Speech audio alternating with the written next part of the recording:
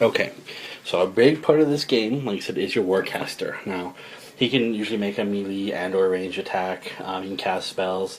The other thing is his focus. We haven't really gone over that yet. Okay, focus does many things. Focus is going to be used to boost attacks, to boost damage, to make special attacks, that kind of stuff. Okay, we're going to show you a couple things here. So, first thing we're going to do is show how you boost an attack from like a range. So pretend this destroyer has 2 focus. Okay, generally you're going to do this when you're trying to hit a hard to hit target. So let's say he really wants to hit him. Okay, as we discussed before, his rat is 4, right? And my defense on him is 12, which means he generally needs an 8 or better on 2 dice to hit. If you do the math, those odds aren't very good. So what he can do is, if his caster at the beginning of the phase, if you go all the way back, had allocated him some extra focus, okay, and he hasn't used it yet, he can pay 1 extra focus, okay, and use that to boost the hit. What that means is that when he rolls 2d6, he actually gets a 3rd dice to hit. Okay, so John, just as it sounds, would roll 3 dice, and he would add all 3 of these, 1 plus 4 plus 2, so 3, 7, and he would actually still miss. But he got 3 dice, so he missed in a spectacular fashion. But basically that's what it means. When you hear boosting to hit or boosting to damage, it basically means that you're getting an extra dice that you use to pay the focus, so an extra focus for a dice. Okay.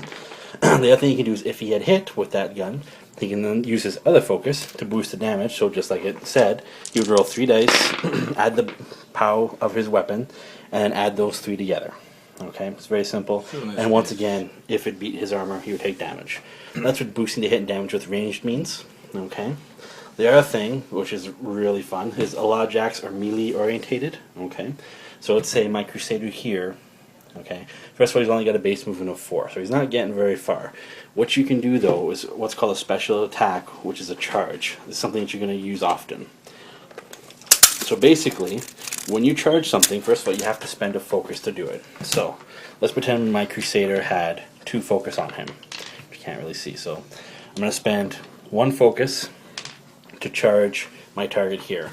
Now, a charge attack is your base speed, which in this case is 4 for him, plus 3 inches. Okay. The other difference with this in a run is that it has to be in a straight line. Okay. If I charge, and let's say I ended up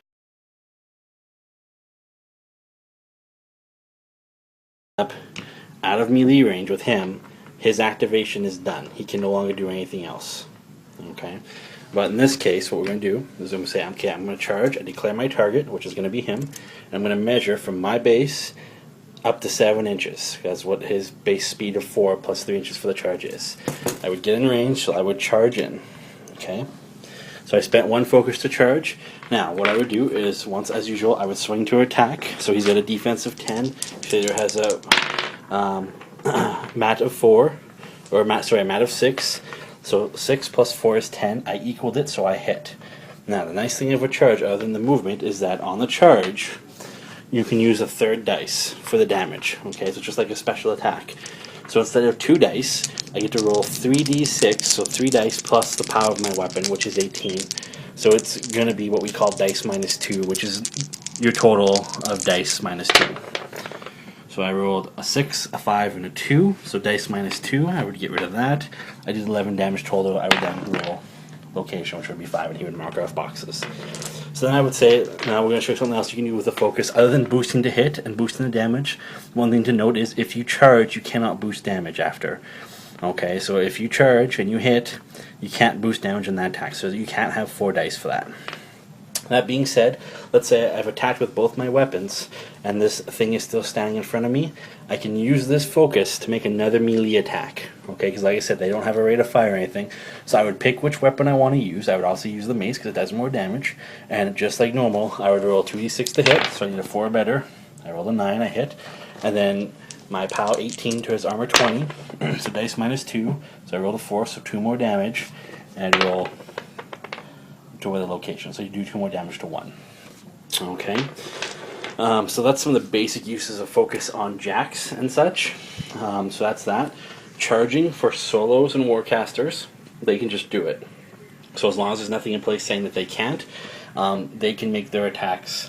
So if Krios, let's say Krios was right here, and he wanted to charge Sorsha, he does not have to pay a focus to charge. He just declares it. He measures his movement plus the 3 inches, and he would just go in and he gets to start wailing away.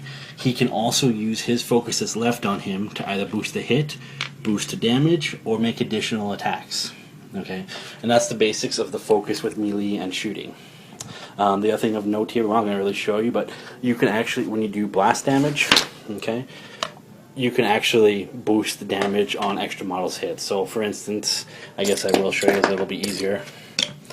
If something had hit him and he got blast damage on Sorsha, if the model had done the blast damage and had focused on him, you could actually boost the damage to, for Sorsha, so you could have 3 dice with that attack. So it's a little more confusing, but yeah, so that's basically what the focus is used for on jacks and stuff, as well as of course spells, which we'll cover here probably in the next installment.